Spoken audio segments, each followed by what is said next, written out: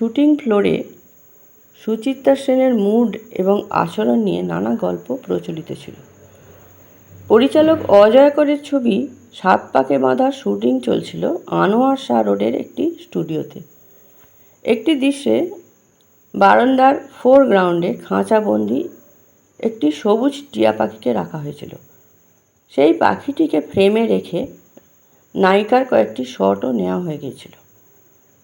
এরপরে lunch break ঘোষণা হয়। সেই সময় অভিনেত্রী প্রোডাকশনের এক কর্মীকে খাঁচাটি বাইরে নিয়ে গিয়ে একটু রোদে রাখার কথা বলেন।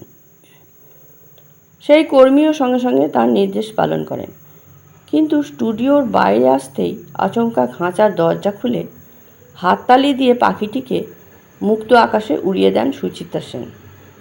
সমস্যা তখনই সামনে আসে। পাখিটিকে নিয়ে ইতিমধ্যে শট নেওয়া হয়ে গিয়েছিল, অর্থাৎ সেটি ছিল গুরুত্বপূর্ণ কন্টিনিউটির অংশ। ফলে শুটিং আটকে যায়।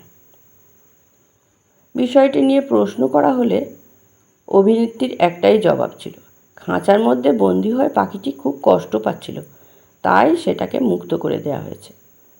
শেষে একটি ছোট্ট সরি বলেই তিনি বিষয়টি শেষ করেন। কিন্তু সেই সরির পরেই শুরু হয় বিপত্তি।